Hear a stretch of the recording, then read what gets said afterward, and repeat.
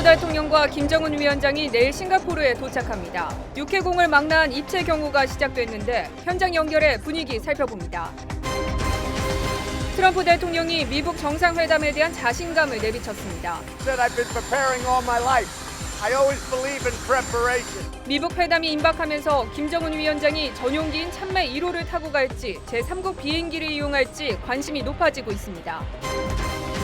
무관심 선거라는 평가와 달리 사전투표율이 고공행진을 하고 있습니다. 전남 지역 투표율은 20%를 돌파했습니다.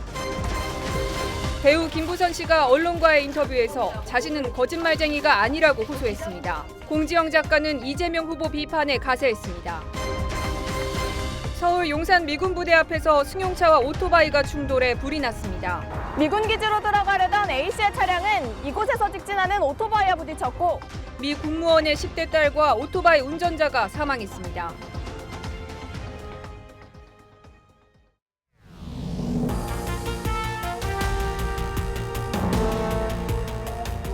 시청자 여러분 안녕하십니까? TV조선 뉴스7 시작합니다. 세기의 단판인 미국 정상회담 이제 3일 남았습니다. 트럼프 미국 대통령은 미국 회담을 평생 준비해왔다면서 회담을 위해서 15상자의 서류를 검토하고 있다고 말했습니다. 북한 김정은 위원장은 참매 1호 대신에 제3국의 비행기를 이용할지가 지금 관심입니다. 오늘 뉴스7은 왜 정상회담 이틀 전에 두 정상이 싱가포르에 가는 건지, 김정은 위원장은 과연 어느 항공기로 이동을 할지, 싱가포르 회담 준비 상황까지 꼼꼼히 확인하도록 하겠습니다. 자, 그럼 먼저 G7 정상회담 중에 싱가포르로 향하는 트럼프 대통령 상황부터 확인하겠습니다. 유지현 기자입니다. 트럼프 대통령이 싱가포르로 출발하기 하루 전 미국 회담 준비가 잘 돼 있다고 말했습니다. 현지 시간 8일 트럼프 대통령은 G7 정상회의가 열리는 캐나다로 떠나면서 이렇게 밝혔습니다. I said I've been preparing all my life. I always believe in preparation, but I've been preparing all my life. 전날 미국 회담에 대해 많은 준비가 필요 없다는 취지로 말한 것을 해명한 겁니다. 그러면서 비행기 안에서 상자 15개 분량의 할 일이 있다고 덧붙였습니다. 3일 앞으로 다가온 핵담판을 위해 준비할 게 많다는 뜻으로 풀이됩니다. 세계의 담판을 코앞에 두고 미국은 김정은의 비핵화 결단을 재차 촉구했습니다.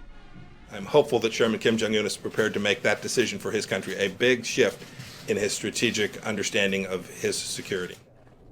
트럼프 대통령은 G7 일정 도중 현지에서 전용기를 타고 싱가포르로 향합니다. 우리 시간 오늘 밤 11시 30분쯤 퀘벡을 출발해 내일 저녁 8시쯤 싱가포르에 도착할 예정입니다. 김정은 위원장도 내일 싱가포르에 도착하면 세기의 미국 대화의 막이 본격적으로 오르게 됩니다. TV조선 유지현입니다. 한편 미국 정상회담을 앞두고 공대 활동을 자제해왔던 이 김정은 위원장은요, 평양에 새로 만든 수산물 시장을 방문을 했습니다. 외국 손님 맞이 준비를 지시를 했습니다. 정수양 기자입니다. 김정은 위원장이 부인 리설주와 함께 안내원의 설명을 들으며 수산물 식당을 둘러봅니다. 수산물이 진열된 냉동시설을 살피고 지시를 내리기도 합니다.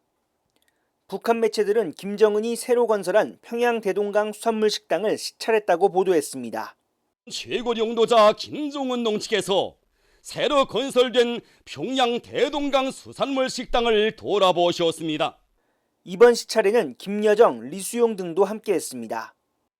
북한 매체들은 김정은이 평양을 대표하는 인민봉사기지가 태어났다며 기뻐했다고 전했습니다. 세계 여러 나라 음식들도 맛보기 하며 우리나라를 찾는 외국 손님들에게도 봉사하도록 할 때 대하여 가르치시었습니다. 미국 정상회담 이후 외국 관광객을 끌어들이겠다는 구상을 드러낸 것으로 보입니다. 김정은의 공개활동은 지난달 31일 러시아 라브로프 외무장관을 만난 이후 6월 들어 처음입니다. TV조선 정수양입니다. 자, 앞서 언급해드렸지만 내일 싱가포르에 도착하는 북한 김정은 위원장이 자신의 전용기 참매 1호를 이용을 할지 아니면 제3국 비행기를 탈 것인지 관심입니다. 그런데 이런 상황에 눈길이 가는 것은 중국 시진핑 주석이 주로 전용기로 사용하던 같은 기종의 항공기가 어제 오후 평양에 도착한 겁니다. 이미지 기자입니다. 전 세계 실시간 항공 교통 상황을 보여주는 플라이 레이더. 중국 국적기 에어차이나 소속의 비행기가 어제 오후 4시 20분 평양에 들어갔습니다. 최근 중국은 베이징 평양 노선 운항을 반년 만에 재개했고 매주 3차례 운항하는 만큼 평소와 다를 게 없었지만 이날 투입된 비행기는 특별했습니다. 시진핑 주석과 리커창 총리가 전용기로 주로 사용했던 보잉 747기를 투입한 겁니다. 시 주석은 자국의 보잉 747기를 여행 목적에 맞게 변형해 전용기로 사용하는 것으로 알려져 있습니다. 중화권 매체에선 김정은이 제3국 비행기를 빌려 탄다면 어제 평양에 들어간 보잉 747기를 이용할 가능성이 매우 높다고 관측했습니다. 만약 김정은 위원장이 자신의 전용기인 참매 1호 대신 시 주석의 전용기를 탄다면 트럼프 대통령의 에어포스 1과 같은 기종인 보잉 747기를 타게 되는 겁니다. 이런 가운데 미북 회담 실무 조율을 위해 방북했던 비비안 발라크리슈난 싱가포르 외무장관이 베이징에 도착해 회담 준비 작업은 모두 마쳤으며 미북 모두 만족감을 나타냈다고 밝혔습니다. 그는 또 미국과 북한 양 정상이 내일 싱가포르에 차례로 도착할 것이라고 공식 확인했습니다. TV조선 이미지입니다.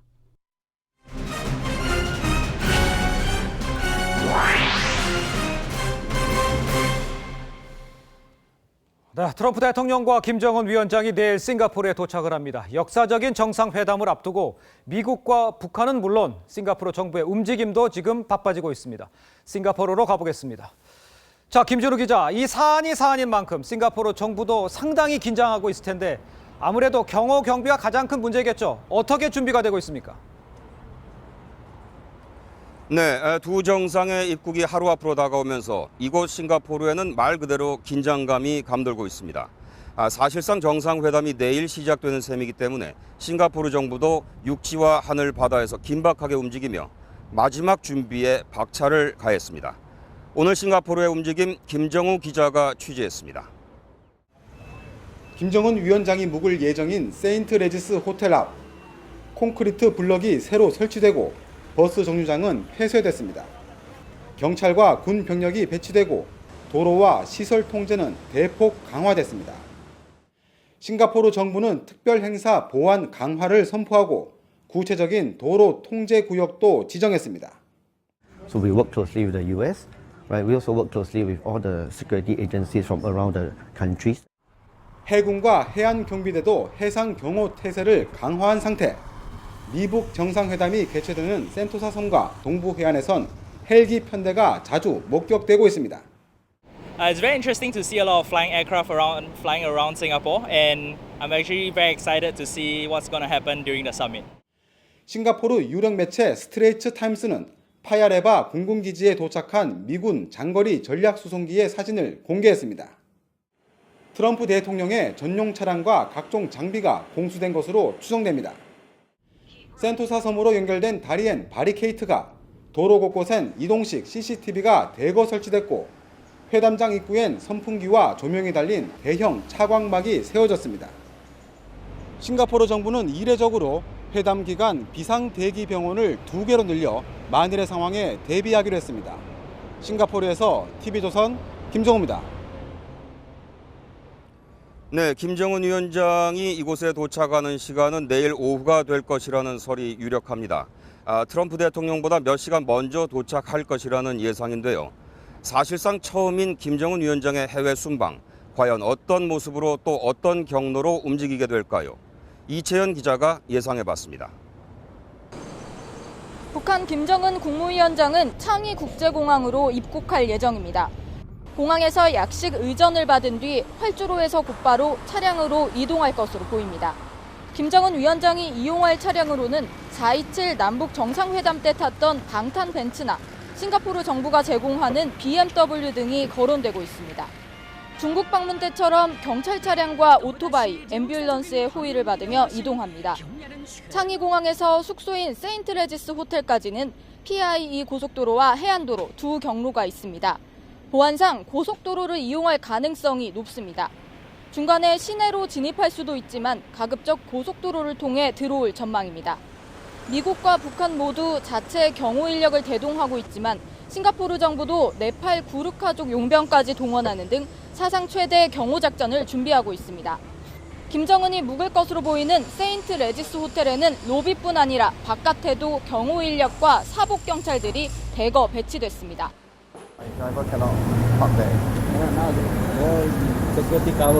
Security cover. VIP. Yes. VIP security cover.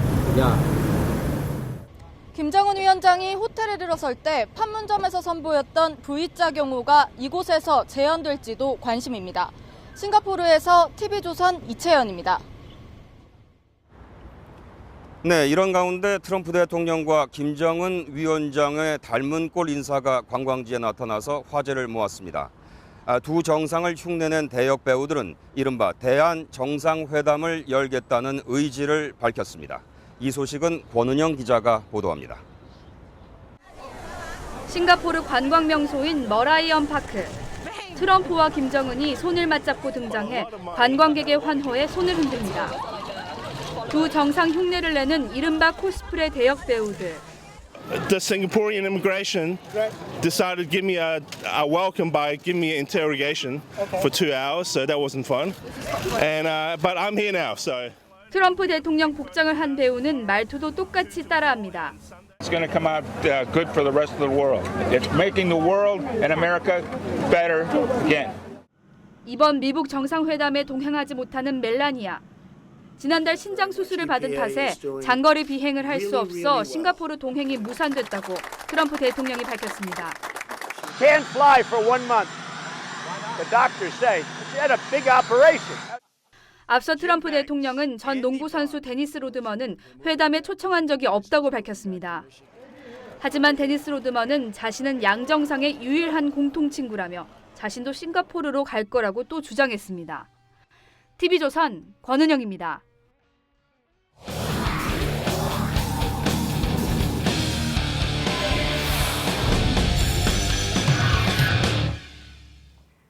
(6.13) 지방선거 소식입니다. 오늘 사전투표가 마감됐습니다. 무관심 선거라는 평가에도 불구하고 사전투표 결과가 지난 2014년 지선보다 2배 가까이 오른 20.14%를 기록했습니다.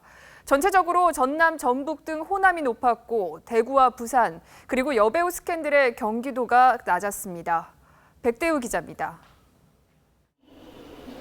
6.13 선거 전국 평균 사전투표율이 20%를 넘었습니다.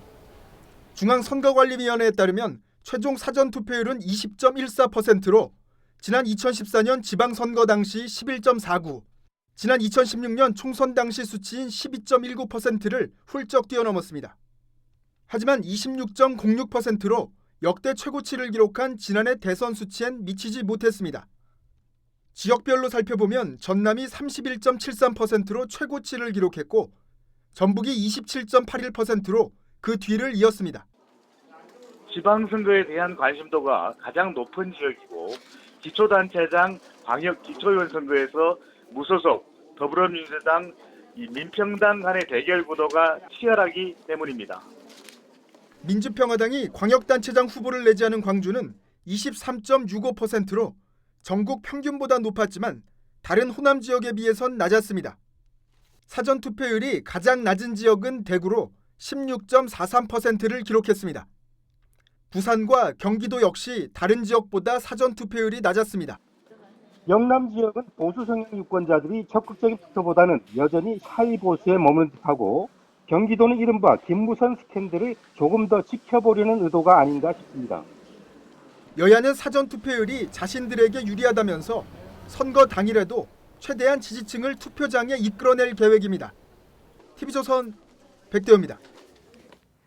민주당 추미애 대표가 대구 유세에 나섰다가 민노총의 난입으로 차질을 빚었습니다. 한국당 홍준표 대표는 부산 유세에 나서 큰절을 하며 오만하게 비쳤던 모습을 반성했습니다. 주원진 기자입니다. 추미애 대표가 대구에서 지지를 호소하는 순간 제가 태출을 묻은 달성군 다사읍에서 사전투표를 하고 왔습니다. 이제 대구도 결심해 주십시오. 민노총 조합원들이 최저임금 삭감 폐지 피켓을 들고 시위합니다.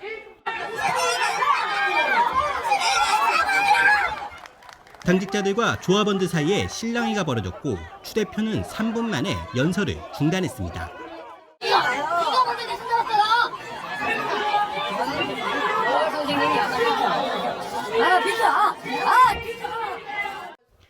자유한국당 홍준표 대표는 부산에서 유세를 벌였습니다. 부산 시민들에게 그동안에 우리가 잘못했던 거 사죄를 구하고 이제 마지막으로 한번 도와달라는 호소를 하기 위해서 연설했습니다. 홍 대표는 시민들 앞에서 큰절을 할 것으로 알려졌습니다. 홍 대표는 앞서 유세를 재개하며 굴복하지 않는다고 말했습니다. 바른미래당은 정권을 견제할 대안정당이라며 선거 전 마지막 주말을 수도권 유세에 집중했습니다. 민주평화당은 김대중 정신을 계승하겠다며 주말 이틀 내내 호남 집중 유세를 벌였습니다. 정의당은 노동자와 여성의 대표 정당을 표방하며 수도권에서 유세했습니다. TV조선 주원진입니다. 자유한국당 정태욱 의원의 부천과 인천 비하 발언 논란이 커지고 있습니다. 한국당은 즉각 사과하며 정 의원 징계 절차에 들어갔고 민주당은 의원직 사퇴를 요구했습니다. 조덕현 기자입니다. 정태욱 의원은 지난 7일 한 방송에 출연해 이혼 한번 하거나 하면 부천 정도로 간다. 부천에 갔다가 살기 어려워지면 인천, 중구나 남구로 간다고 말했습니다. 방송 당시 진행자의 지적에 정 의원은 사과를 하고 이후 사과문과 함께 대변인직에서 물러났지만 부천, 인천 시민들의 분노는 사그라들지 않았습니다. 기분이 많이 나쁘죠. 일반인도 그런 말을 해서는 안 되지만 어떻게 정치인이 그런 말을 하는 거지? 그 서울에서 잘 되면 왜 인천이 와도 된다냐 그런 생각을 하냐. 그치 그런 상대 인천 사람은 기분 나쁘지. 한국당 지도부도 인천을 찾아 정태욱 의원 발언에 대해 사과했습니다. 분명 우리 당 대변인이 실수했습니다. 자유한국당 지도부는 머리 숙여 사과를. 유정복 한국당 인천시장 후보는 정 의원의 의원직 사퇴를 요구했습니다. 한국당은 윤리위원회를 열고 정 의원에 대한 징계를 논의할 예정입니다. 더불어민주당도 정 의원과 한국당에 석고 대죄를 요구했습니다. 정태욱 의원의 의원직 사퇴와 유정복 시장이 인천 시민의 먼저 용서를 구한 후 선거운동을 할 것을. 민주당은 부천역에서 정 의원 규탄 집회를 열었습니다. TV조선 조덕현입니다.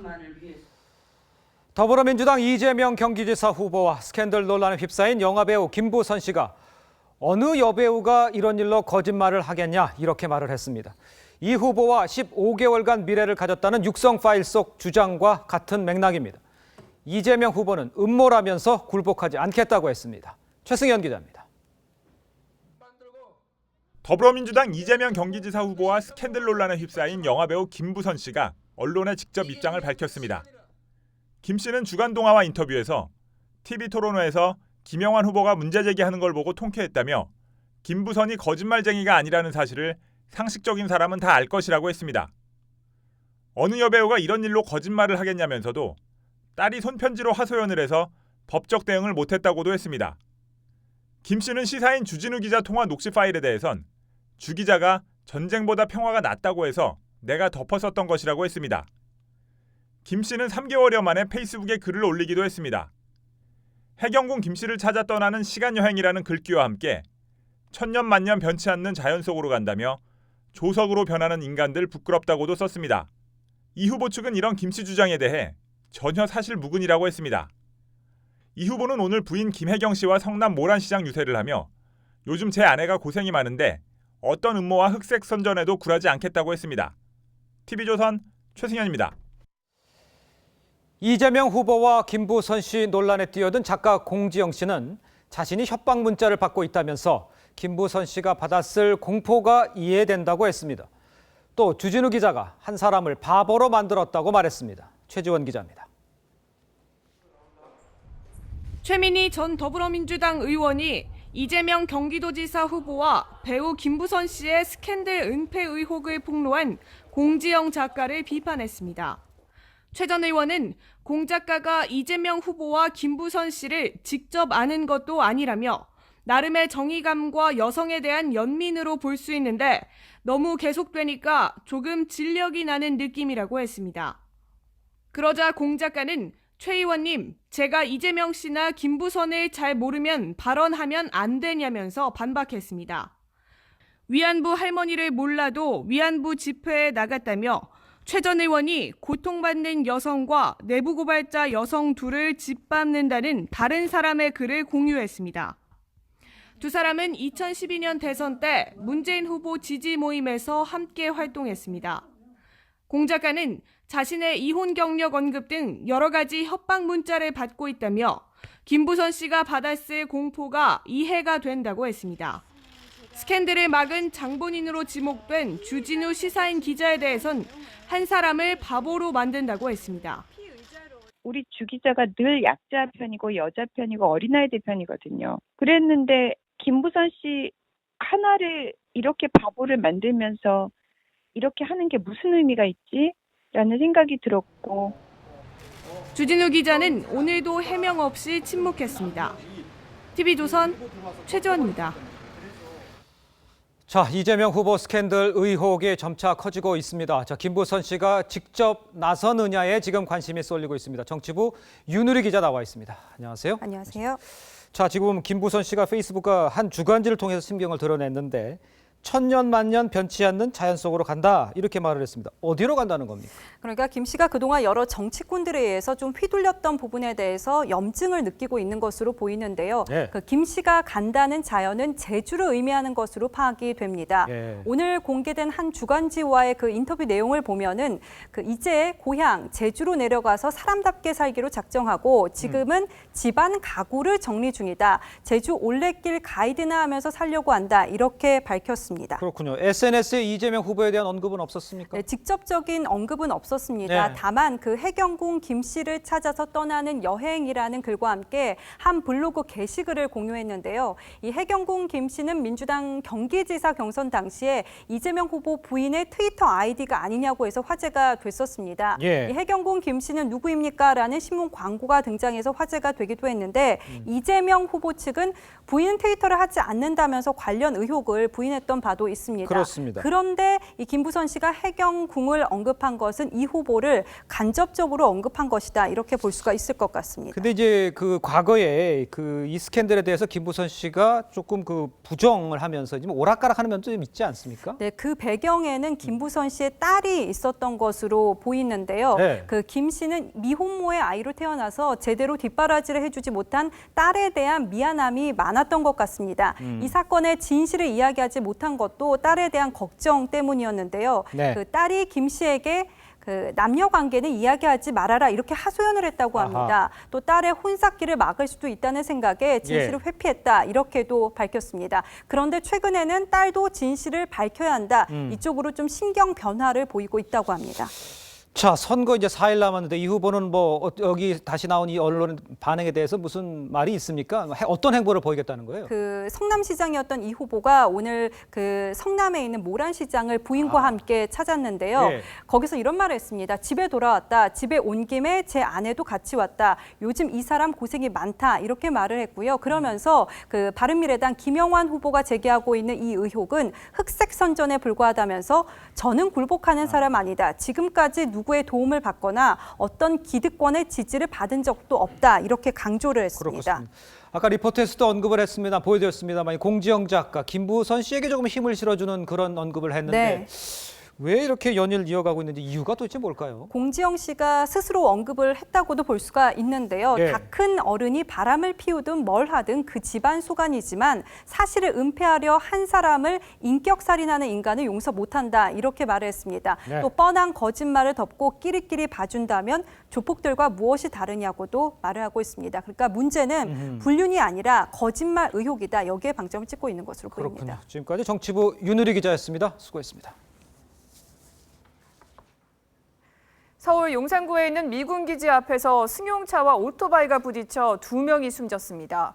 한국인 오토바이 운전자와 승용차를 타고 있던 미국인 운전자의 딸이 숨졌습니다. 아들의 졸업식에 가던 길이었습니다. 장윤정 기자입니다. 미 군무원인 56살 A씨가 불이 붙은 차에서 뛰쳐나와 도움을 요청합니다.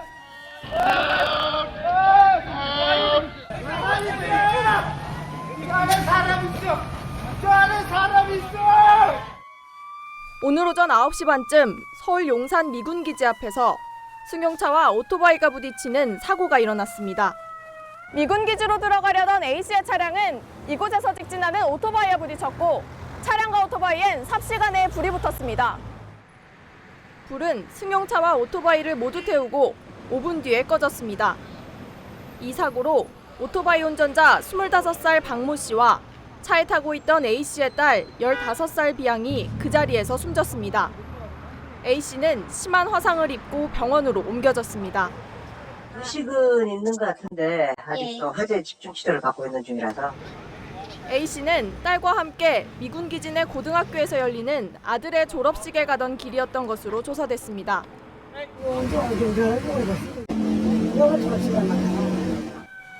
경찰은 목격자들을 상대로 정확한 사고 원인을 조사하고 있습니다.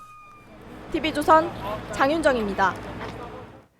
운행 도중 갑자기 발작 증세를 보이며 의식을 잃은 운전자를 출근하던 경찰이 구했습니다. 도심대로에서 자칫 큰 사고로 이어질 뻔했던 아찔한 상황이었습니다. 이심철 기자가 보도합니다.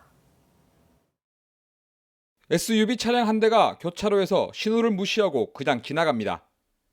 4차로에서 1차로까지 천천히 움직이더니 중앙선 도로 경계석에 부딪힙니다. 이때 검은색 승용차 한 대가 앞을 가로막아 속도를 줄여 세웁니다. 휴일 당직 근무를 하러 출근하던 전진호 경정이 발작을 일으킨 운전자를 발견하고 쫓아온 겁니다. SUV 운전자 29살 A씨는 의식을 잃고 쓰러져 있고 차에서는 연기까지 나는 위급한 상황. 지나던 택시와 트럭 운전사도 힘을 보탭니다. 인도 경계석을 들어받고 계속 주행 중인 걸 보고 따라간 거죠. 신호도 위반하고 따라가서 보니까 전 경정은 119에 신고한 뒤 A씨의 가슴과 목을 주무르며 응급조치했습니다. A씨는 생명에 지장이 없는 것으로 전해졌습니다. 결혼 1년차 A씨 아내는 전 경정에게 목숨을 살려줘서 고맙다는 문자 메시지를 남겼습니다. TV조선 이심철입니다. 경찰이 홍대 몰카 사건의 여성 피의자에 대해 과잉 수사를 하고 있다고 규탄하는 여성들의 집회가 또 열렸습니다. 지난달 열린 1차 집회보다 규모가 더 커졌는데 페미니즘 운동이 힘을 얻으며 남녀 성별 대결로 다시 번지는 모양새입니다. 이채린 기자입니다. 4개 차선이 빨간 옷을 입은 여성들로 가득 찼습니다. 여성무죄, 남성무죄, 성차별 수사 중단하라! 서울 대학로에서 홍대 몰카 사건의 여성 피의자에 대한 경찰 수사를 규탄하는 집회가 열렸습니다. 집회 참가자들은 성별에 따른 편파 수사가 심각하다며 경찰청장의 사퇴도 요구했습니다. 오늘 집회엔 전국에서 15,000명 이상이 모여 지난달 1차 집회보다 규모가 더 컸습니다. 시민들은 오랫동안 묵은 성차별 문제가 표면 위로 드러난 것이라며 사회 변화의 조짐이라 평가했습니다. 공중 화장실 같은 경우에 이상한 구멍이 뚫려 있거나 하면 걱정되는 게 사실이기도 하고 이런 게 많아지면 바뀔 것 같다고 생각해요. 하지만 집회에 남성 취재진도 들어오지 못하게 한 지침 등에 대해 극단적인 남혐이라며 또 다른 성차별을 만들고 있다는 목소리도 나옵니다. 정책을 바꾸면서 서로 이렇게 얘기를 많이 해서 타협점을 찾아야 될 것 같은데 저렇게 극단적으로는 인터넷에서 시작된 여성들의 분노가 거리로 나오며 우리 사회의 남녀 갈등이 다시 한번 화두로 떠오르고 있습니다. TV조선 이채림입니다. 근로시간 단축은 시민들의 발인 버스 운행에도 영향을 미칠 것으로 보입니다. 버스 회사들은 당장 다음 달부터 운행 감축을 계획하고 있는데요. 업계에선 정부가 현장을 몰라도 너무 모른다는 불만이 나옵니다. 백연상 기자입니다. 서울 시내 터미널 중 시외버스 노선이 가장 많은 동서울 터미널. 이곳에 정차하는 일부 버스 업체는 다음 달부터 노선 감축을 계획하고 있습니다. 한 편도를 운행하다가 7월 1일부터는 거의 한 2편도 수준으로 운행이 5회 운행이 된다고 봤을 때는 한 2년에서 4년 정도. 버스 운수업이 근로시간 상한 예외 업종에서 빠지면서 다음 달부터는 운전기사들이 주당 68시간 이상 일할 수 없습니다. 이에 버스 업계에서는 다음 달부터는 8천여 명, 내년 7월부터는 최대 17,000여 명의 기사가 충원되지 않으면 버스 대란이 올 수 있다고 예상합니다. 버스 기사들의 불만도 늘어나고 있습니다. 근로시간이 줄지만 그만큼 추가 근무 수당까지 줄어 최대 30%까지 월급이 적어지기 때문입니다. 우리같이 또 살기 어려운 사람들은 근무시간 늘리더라도 월급 제 돈을 받고 좀 일을 더 하고 싶다. 시외버스뿐 아니라 서울과 수도권으로 오가는 광역버스 업체들도 이미 감차를 계획하고 있습니다. 필요한 기사 충원이 당장은 어렵기 때문입니다. 벌써 감차 들어가고 있습니다. 거의 한 10분 정도로 늘어나던데 광역버스들. 이에 대해 국토교통부에서는 버스 대란은 일어나지 않을 것이라 밝혔지만 버스 업체와 시민들의 불안은 커지고 있습니다. TV조선 백연상입니다.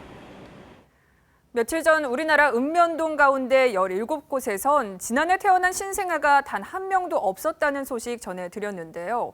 저출산의 또 다른 어두운 그림자를 오늘도 보도합니다.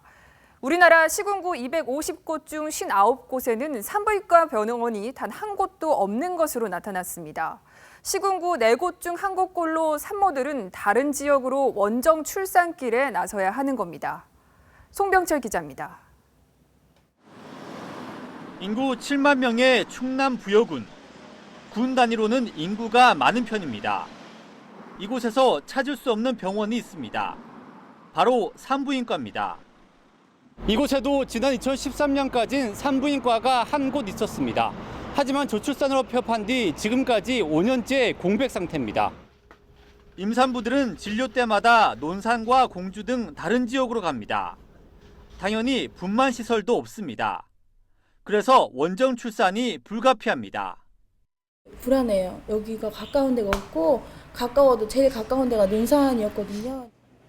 부여처럼 산모를 원정 출산으로 내모는 곳이 전국적으로 한둘이 아닙니다. 전남이 15곳, 경북 12곳, 강원 10곳, 전북과 경남이 각각 6곳 등 모두 59곳에 달합니다.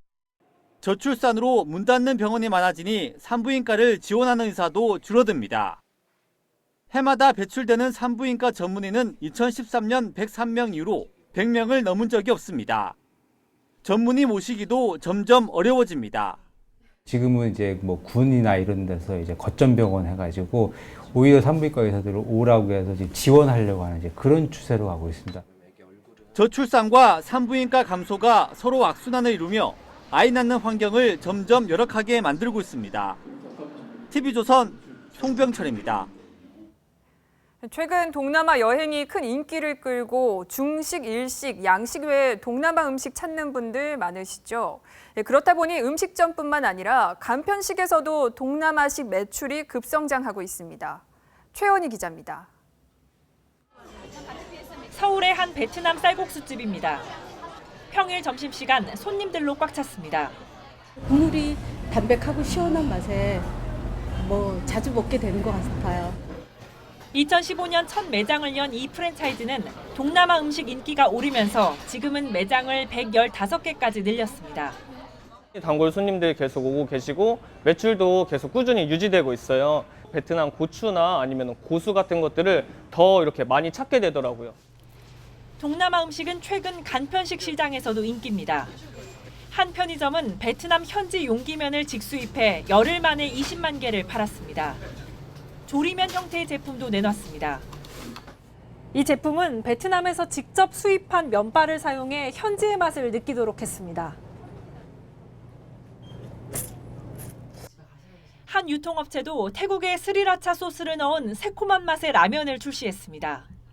해외여행을 많이 동남아를 많이 다니시면서 그 향신료에 대한 거부감이 많이 없어졌고, 그리고 최근에 이제 생겨나는 그런 전문점에 비해서 맛도 떨어지지 않고 가격도 훨씬 싸서 한 온라인 업체의 동남아 간편식 매출도 지난 3월 이후 360% 이상 성장하는 등 이국적인 동남아 음식 맛에 빠진 한국인이 늘고 있습니다. TV조선 최원입니다. 네, 놓치면 아쉬운 더하기 뉴스 시간입니다. 오늘은 문화연예부 홍현주 기자 나와 있습니다. 안녕하세요. 안녕하세요. 네, 반갑습니다. 자, 더하기 뉴스 첫 번째 키워드 보겠습니다. 물벼락 맞은 스타들, 얼음물을 손뻑 뒤집어 쓰고 있는데 무슨 내용입니까? 네, 일명 아이스버킷 챌린지를 진행하는 모습입니다. 네. 루게릭병 환자를 돕기 위한 릴레이 기부 캠페인이 바로 아이스버킷 챌린지인데요. 올해 이 캠페인에 벌써 100명이 넘는 스타가 참여해서 화제가 되고 있습니다. 네. 영상 보시겠습니다. 한류 스타 정우성과 박해진, 인기 아이돌 그룹 워너원과 트와이스 멤버들까지 시원하게 얼음물을 맞는 모습입니다. 챌린지를 마친 참여자가 다음에 참여할 세 사람을 지목하면 지목당한 사람은 24시간 안에 기부를 하거나 얼음물 뒤집어 쓰기 이 둘 중 한 가지를 선택해 진행하는 방식입니다. 예, 몇 년 전에도 이거 같은 일이 있었잖아요. 근데 네. 이번엔 어떻게 시작하게 된 거예요? 네, 이번에는요 선행 천사로 불리는 가수 션이 지난달 루게릭병을 앓고 있는 박승일 농구 선수와 함께 첫 챌린지를 시작했습니다. 말씀하신 것처럼 3년 전 캠페인을 통해서 병원 건립을 위한 부지 구입에는 성공을 했고요. 예. 올해는 실제 건물을 올리는 작업을 목표로 하고 있다고 합니다. 이 아이스버킷 챌린지는요 2014년 미국에서 시작했지만 우리나라에서는 이처럼 또 다른 뚜렷한 목표를 갖고 진행되고 있는 점이 특징입니다. 그렇군요. 좋은 일에 더 많은 사람들이 좀 했으면 좋겠습니다. 자, 두 번째 키워드 보겠습니다. 벌 받는 국민 감독, 컬링 대표팀 감독이잖아요. 왜 벌을 받는 겁니까? 네. 지난 평창올림픽에서 예. 은메달을 획득하면서 새 역사를 쓴 팀입니다. 여자 컬링 팀킴을 이끈 김민정 감독이요. 예. 내일 모레 징계위원회를 앞두고 있습니다. 어떤 징계를 받게 된다는 얘기입니까? 언제 있었던 일이냐면요. 예. 지난해 3월 평창올림픽 국가대표 선발전 과정에서 김 감독이 심판한테 좀 거칠게 항의했던 점이 문제가 됐습니다. 아하. 당시 김 감독은 심판이 상대 팀에게만 더 많은 연습 기회를 제공한다면서 불만을 표출했습니다. 그렇군요. 좀 상황을 지켜보죠. 자, 마지막 키워드 보겠습니다. 전설의 복서 3연 무하마드 알리의 모습인데요. 어떤 내용입니까? 네, 무하마드 알리는요. 인터뷰 내용이 유명합니다. 나비처럼 날아서 벌처럼 쏘겠다. 그렇죠. 이 인터뷰 내용이 유명한데요. 예. 1967년 베트남전 복무를 거부해서 징병 기피 혐의로 기소된 적이 있습니다. 트럼프 대통령이 어제 백악관에서 기자들과 만나서요. 알리의 사후 사면을 검토하고 있다고 말했습니다. 어허. I'm thinking about Muhammad Ali. I'm thinking about that very seriously. 저런 사면에 대해서 유가족 측은 어떤 반응을 보이고 있나요? 유가족 측은요, 의외로요, 이 사면은 필요하지 않다는 입장을 밝혔습니다. 아, 그래요? 유가족 측 변호인 론 트윌은요, 성명을 통해 알리가 징병 기피 혐의로 기소를 당했던 건 맞지만 대법원이 그 2년 뒤에 판결을 뒤집어서 기소를 무효로 판결했기 때문에 사면을 받을 죄가 없다고 말했습니다. 그렇군요. 지금까지 홍현주 기자였습니다. 수고했습니다. 요즘 가장 유행하는 음악 장르는 EDM, 즉 전자댄스 음악입니다. EDM 페스티벌엔 관객 8만 명이 몰리고 방탄소년단부터 트로트 가요까지 EDM을 빼놓지 않습니다. 박수영 기자가 보도합니다. 비트가 울려 퍼지자 수만 명이 DJ를 따라 뜁니다. 리듬에 맞춰 춤을 추는 청년들도 보입니다. EDM, 즉 전자댄스 음악 축제 월드 DJ 페스티벌입니다. EDM이 인기를 얻으면서 월디페는 국내 대표적인 음악 축제로 자리 잡았습니다. 올해는 이틀간 8만 명이 다녀갔습니다. 평소에 EDM 되게 좋아하는데 월드팬 처음이거든요. 굉장히 기대가 많이 되고 그다음에 평소에 못 놀았던 거 오늘 다 놀고 가겠습니다. EDM은 글로벌 그룹 방탄소년단도 사로잡았습니다. 방탄소년단은 새 앨범 러브 유얼셀프 전티어에 유명 EDM DJ 스티브 아오키와 협업한 전하지 못한 진심을 실었습니다. 스티브 아오키가 보컬 유닛과 같이 곡 작업을 하고 싶다 해서 피처링 스티브 아오키로 같이 들어가게 된 곡입니다. 지난 2월 평창 동계올림픽 폐막식을 장식한 것도 EDM DJ 마틴 게릭스입니다. 국내에서는 트로트 가수 홍진영과 김영철이 열풍에 가세했습니다. 울지 마라. 심장박동에 가장 가깝다는 EDM. 음악 애호가들의 마음을 사로잡았습니다. TV조선 박소영입니다. 우리 축구대표팀 월드컵으로 가는 과정이 결코 순탄치는 않은데요. 2002년 한일 월드컵 4강 신화의 주인공 차두리 김남일 코치가 선수들에게 큰 힘이 되고 있습니다. 오스트리아 현지에서 박상준 기자가 보도합니다. 선수들과 대화를 주고받으며 훈련 분위기를 이끌고 있는 차두리 코치. 강도 높은 훈련으로 선수들을 거칠게 몰아치기도 합니다. 김남일 코치는 선수들과 호흡하며 훈련을 돕습니다. 선수들을 배려하는 대표팀의 큰형 같은 코치들입니다. 차 코치님은 이렇게 선수들을 되게 밝은 기운으로 많이 독려를 해주시는 스타일이고, 또 김 코치님은 또 이렇게 묵묵하게 뒤에서 이렇게 저희를 지켜주시고. 두 번의 월드컵을 경험한 차두리 코치와 세 차례 경험한 김남일 코치는 선수들의 든든한 보호막입니다. 월드컵의 압박감을 누구보다 잘 이해하는 두 코치는 선수들이 느끼는 부담을 최소화하기 위해 경기장 안팎에서 많은 신경을 쓰고 있습니다.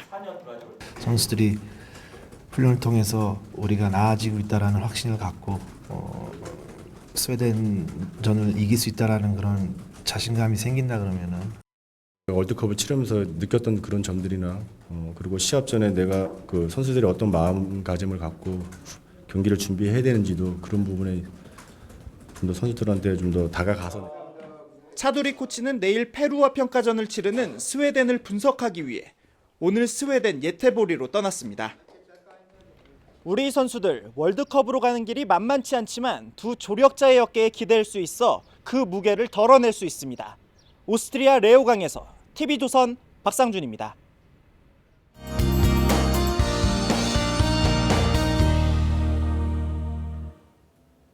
네, 현재 전국 대부분 지역의 하늘에 먹구름이 가득합니다. 이미 비가 내리는 곳도 있는데요. 오늘 밤사이 서울 등 서쪽 지방을 시작으로 전국에 한 차례 비가 내리겠습니다. 이 비의 양은 전국 대부분 지역이 5mm 안팎으로 양은 적겠고요. 내일 아침에는 대부분 그치기 때문에 낮 동안 활동하시기에 큰 불편함은 없겠습니다. 이 비로 인해 내일은 오늘보다 기온이 조금 내려갈 텐데요. 내일 서울의 한낮 기온 26도로 오늘보다 4도가량 낮겠고요. 또 동풍의 영향을 받는 동해안 지역 역시 내일 낮 동안에도 서늘하겠습니다. 내일은 전국에 종일 구름이 많겠습니다. 내일 아침 기온은 서울이 18도, 강릉 15도, 대구, 울산, 창원 17도로 오늘과 비슷하겠고요. 낮 최고 기온은 서울 26도, 강릉 20도, 대구 22도로 오늘보다 낮겠습니다. 모레 남부 지역에는 밤사이 소나기가 내리겠습니다. 날씨였습니다. 네, 트럼프 대통령과 김정은 위원장 내일 저녁 싱가포르에 도착을 합니다. 역사적인 미북 정상회담을 이틀 앞두고 두 정상이 과연 어떤 사전 일정 등을 소화할지 관심입니다. 내일 뉴스7은 저녁 6시 30분부터 80분간 특집으로 싱가포르 특별 취재팀을 연결해서 두 정상에 관한 소식 생생하게 전해드리도록 하겠습니다. 이상으로 TV조선 뉴스7 마칩니다. 네, 저희는 내일 다시 찾아뵙겠습니다. 시청해주신 여러분 고맙습니다.